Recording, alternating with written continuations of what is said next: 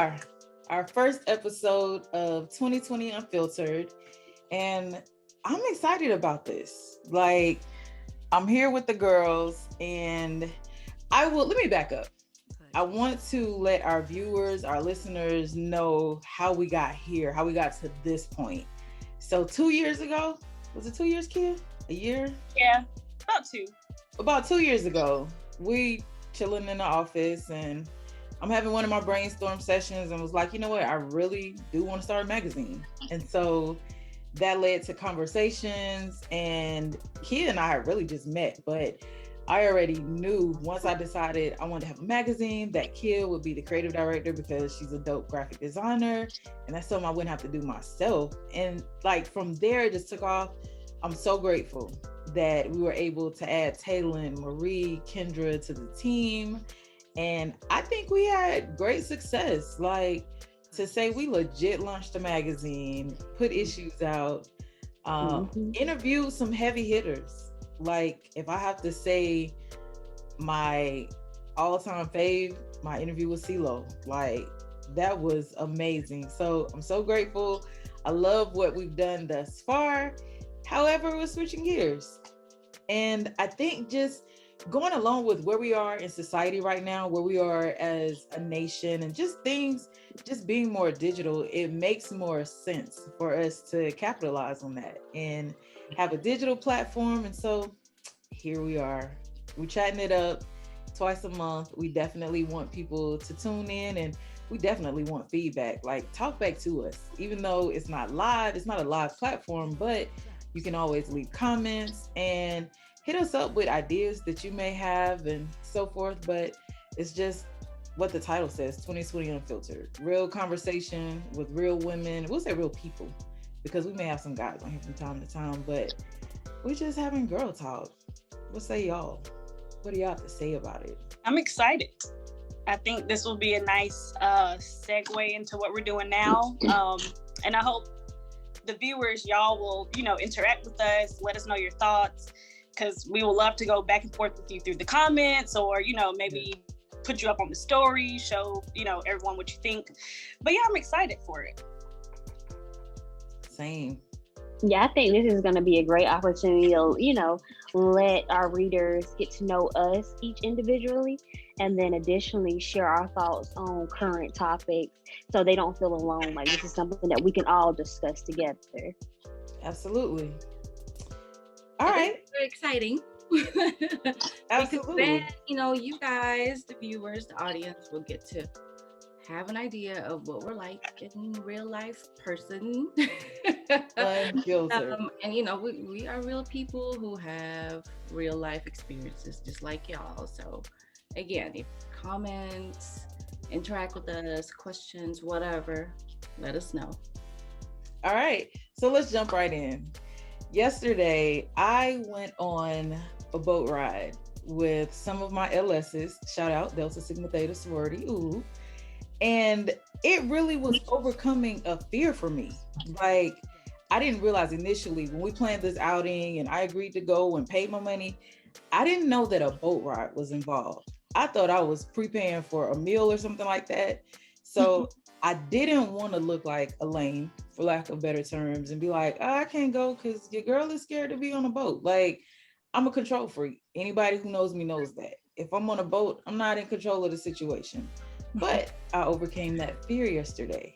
So I want to ask y'all, what is a fear that you personally recently overcame? That's a good question. That's a good question. I guess mine would be just like stepping out on my own. Like, I've already been on my own since I was 21. But moving to another state and just like I don't have any family here. Right. So I didn't even have any real friends here. So just like stepping out on faith and just being completely independent in every single way. Like, knowing that if something breaks down or something crazy happens, there's not somebody that I can call that's going to run to my rescue and fix it. It's like I'm actually on my own now. So that was something big to overcome. How's that been for you? It's been good. Like it showed me so much, and now I'm wanting to do even more other things that's independent. Like I planned a trip that I'm gonna go on by myself. So Wow. I'm loving it. Like it's making me step into anything that I was fearful of. I'm diving head first towards it. I like that. Okay. Yeah, I love that. You only have one life, so might as well live it to the fullest. Yes, Um, ma'am. One of mine actually is like doing something like this. I don't like public speaking, even though it's just between us right now, but it will be on the platform. Right. And I'm not really used to like putting myself out there like that.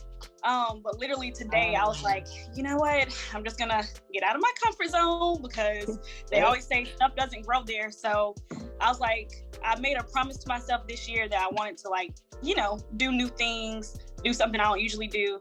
So this is one of the things that I'm like getting over, my fear of. I love it. Yeah. Okay, well, for me, it's very simple, but it wasn't that simple when I was in it because I'm 35 and Lord, I rode them skates. I have never, that was the first time trying to learn it. And, I didn't want to go because I wanted I know I'm gonna fall and I'm 35 and everyone's gonna look and I had the anxiety. Marie, I'm there with you. I can't skate for nothing. Oh, I like the skating ring, but it's like sad. It's sad how I be falling. So, the embarrassment, I understand that. Yeah, I was like, I know. And then, of course, the man was like, oh, come on, just do it. And then I have a 9-year-old who doesn't know how. My 4-year-old, she's like a pro. I don't know how, but she knows how to skate.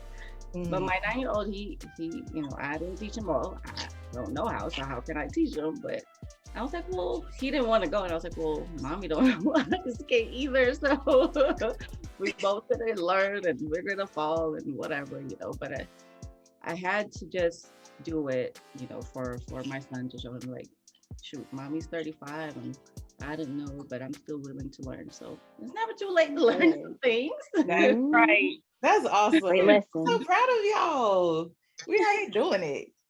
So speaking of doing it, I saw a hashtag today that says hashtag I do it.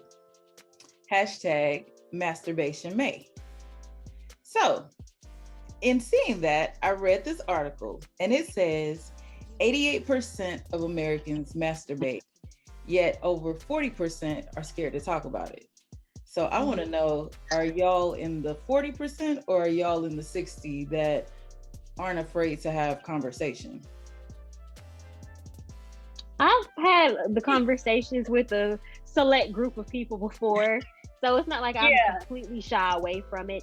I think it, at least for me, depends on, who I'm having the conversation with. Okay.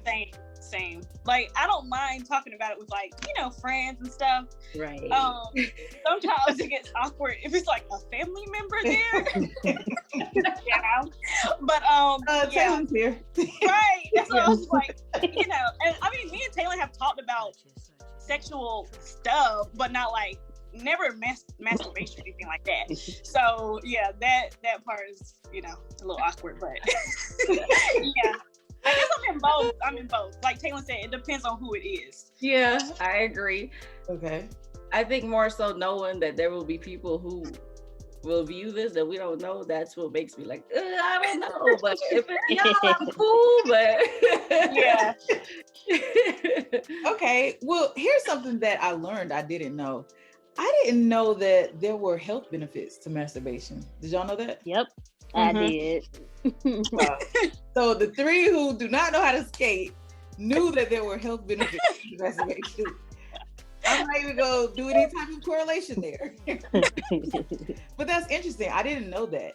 So Jessamine Stanley, who I interviewed last year, super dope chick, she actually posted about it. And I want to say the hashtag for the campaign now is I do it and you fill in the blank. So hers was, I do it to get back to a sense of normal or something like that. And I hate that I'm misquoting right now.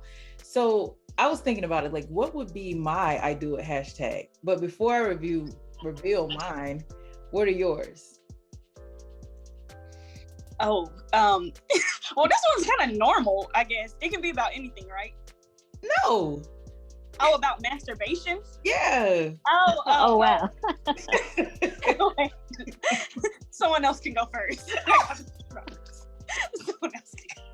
Don't think it's gonna be me as well. I need to think about that one. Yeah. Okay, so I'll say mine.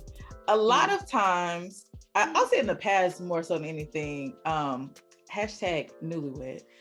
So I think, first of all, and that's interesting, I'm glad that I said it that way, because previously I thought that that was just something to do if there wasn't another person around. But then I thought deeper into it and I was like, well, a lot of times I would do it just to put myself to sleep. Like if I couldn't sleep at night, then I could say hashtag I do it to go to sleep. Okay. Got you. I could say I do it to de-stress. Yeah. I did see that one a lot. I did see that one a lot when I searched the hashtag. Mine would be hashtag I do it because I'm bored. Ah. Yeah, like there's nothing going on. Okay. Okay. I love it. I love it. Okay. Mine would be hashtag to seduce, hashtag I do it in front of my man. Okay. I like that. Yeah. I like that. Okay. Cool beans. Cool beans. So I'm going to transition a little bit to our main discussion for today. Thank y'all so much for the open and candid discussion in the beginning. This topic is a little more sensitive, a little more serious, but it's so right now.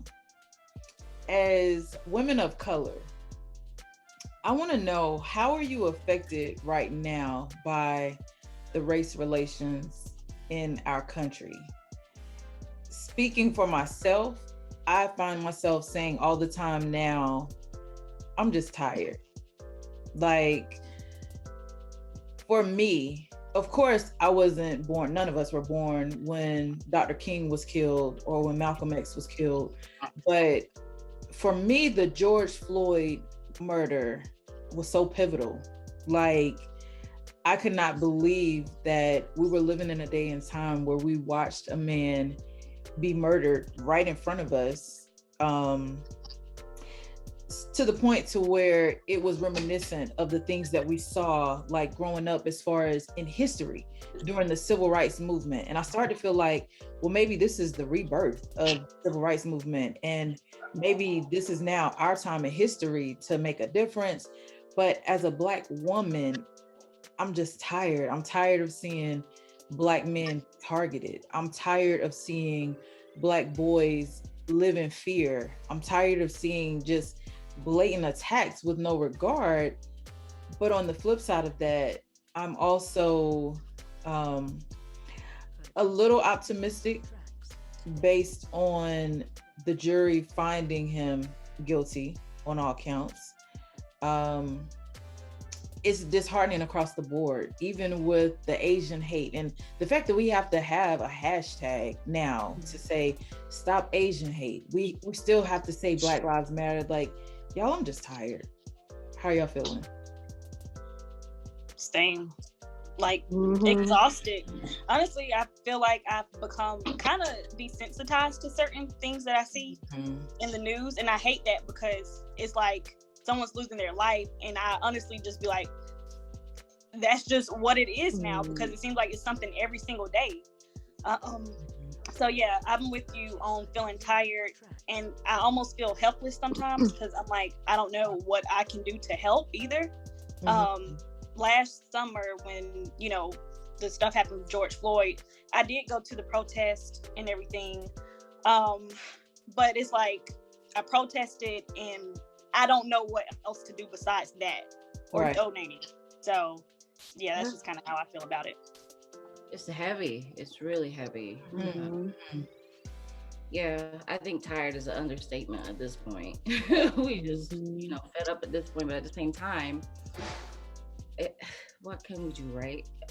Now as a therapist, I can do as far as like, helping people who are struggling with that and But personally, that thing is hard to balance and to juggle, as a person who was deeply immersed in the African American community, and that community becoming my family. That was hard, right? And then the Asian hate came, and I was like, oh, okay. Okay, I didn't know how to deal with it. I didn't really know that I was impacted really big until I was driving to work, and a truck behind me, a pickup truck, of course, with, not gonna sugarcoat it, with a white male and an older one. And he just happened to go behind me the whole way until like I got off, and I was starting to panic. Wow. And then we got to a red light, and he got out his car, and I was like, I froze. I didn't know what to do. Like, I was panicking. I don't know what he did. He just fixed something. But to me, I was really scared, and I didn't know until that day, and that's something I, of course, want to discuss with my own therapist. But it's tough. It's scary. It's real. That's what I was gonna touch on, Marie, is being on alert. Like, I think we're all on extra alert because of everything that's happened. Just seeing, all the senseless deaths that have occurred within the last month or two, like, the young men and young women being killed, it just put me into high alert, because I'm like, oh my God, are we about to experience what we experienced last summer all over again? Is this going to be, a constant cycle? Is this how every spring and summer goes now? So I'm just very cautious. I'm constantly telling friends and family, just be alert. If something's going on, just do the right thing, say the right thing. You're just trying to tell any person of color to be alert and be prepared, because you just don't know. Anything can happen at this moment. I mean, it's crazy in our country right now. It is. And real quick, and next thing you know, somebody's dead. Right. Yeah. It's interesting how you just said, Taylor, you tell your loved one, do the right thing, say the right thing. What is that like? That's the thing, because I can guarantee you, just about every person that was killed, they probably didn't even do anything wrong. They said and did the things they knew to do, yet somehow they still ended up dead. Right. So what is the right thing? Like you said, what is the right thing to say or do? I feel like, honestly, it can't, because of the color of our skin and the way my eyes look. Yeah. The change has to be the people who are like, doing the attacks, or white supremacy, basically. Yeah. They have to change their... Yeah. Because, I mean, you look at everybody that was, like Breonna Taylor was sleeping in her own house. Right. Aubrey was like running or jogging or whatever. So it's like, you can't even do anything, because if somebody thinks that like you're a threat and they kill you, then it's like, okay, there's nothing you can really do on your part. Right. I refuse to say his name, but I was telling my husband, the only reason I feel like the police officer who murdered George Floyd was convicted was because it was his own peers that testified against him. Had that not been the case, then I don't believe we would have seen a conviction. And I agree that it has to come, the change has to come from them. I don't want to say that our protests are in vain or our marches are in vain, by no means, because I mean, I'm an 80s baby, so I grew up in the whole say it loud, I'm black and I'm proud era. I'm for that. However, I just feel like true change can only come about if it comes from the other side. Like, there's nothing that we can do. There's no way that we can really protect ourselves. Like, I don't know. For me, it's prayer. I have to stay prayed up, and that's where I get my peace. But I wanted to ask you specifically, Marie. I love the fact that you're a therapist, and you said that you actually have a therapist. But what can you tell us, or what advice can you give us as far as how to not become desensitized totally to this, but also not get totally bogged down in it? Right. So at this point, it's about balance, right? So the human part of you, it's the anxiety, the worry, and just the uncertainty. It's okay, like reassuring yourself, you know what, I do have reasons to feel this way, right? I'm not crazy. And it doesn't matter what people think or what others say, because this is your life. You experience it, you feel your feelings, and not other people. So really at this point, screw what they say and what they think. And at the same time, not staying in that space. You know, there has to be a balance of, okay, you know what, I'm gonna just let myself be, but at the same time, okay, well, I also have this and this and this responsibility, and I also still have to take care of myself. So it has to be a balance of both. Got it. Before we close out today, this is something that I want us to do every time before we end the session. Let's set one goal for the upcoming week or the next 2 weeks. Not as too much time. The upcoming week. Let's set a goal for the upcoming week. And I'll start. My goal for this week is to completely get my office area organized, to unpack. And this is like the only place where I still have boxes, and I moved in January. So to finally get these boxes unpacked and get my office area organized, I will do that this week. Okay, you got it, girl. Mine would be to finish. I'm doing some websites right now, so I'm trying to get what I need to get to all of my clients before the end of this week is done, and at least work out 3 times this week because I slacked off last week. Yeah. Okay. I think I'm gonna piggyback off of yours, Kia. I'm gonna try to actually get in the gym and eat healthy this week before I take my trip. Yeah, that part. We all got that workout in the back of our head, right? Right. Used to be a gym rat, but not anymore. But I feel like yoga and meditation is so mandatory, especially with the type of stuff I do. And so I manage to do that at least 3-4 times a week. So the goal is, though, this week is to be less stressed out because it's my graduation weekend. Yes. And, you know, we got people coming. So, and I'm very like, okay, I need certain things done and it's clean and, you know, so to just woosah. All right. Well, big congrats to you. I'm so excited. I hate that we aren't going to be there, but are they live streaming it, or will we be able to watch I'll send it? you guys the link. Yes. Okay. Perfect. Sound good. Well, before we leave, we have to tell you two ladies a early Happy Mother's Day. Oh yeah, early Happy Mother's Day. Thank you. You two are amazing mothers. You got great children. Just want to say Happy Mother's Day to you. Thank you. I appreciate that. This was dope, y'all. Yeah. I love it. So now I'm gonna say we can sign off, and maybe you can de-stress Taylin, and if you're bored, Kia, or if your man just needs a show, Marie, then we can take part in hashtag Masturbation May and have our own little conversation about it on the 2020 social media. What y'all think? Yeah, sounds good. All right. So until next time, y'all be blessed. All right. Bye.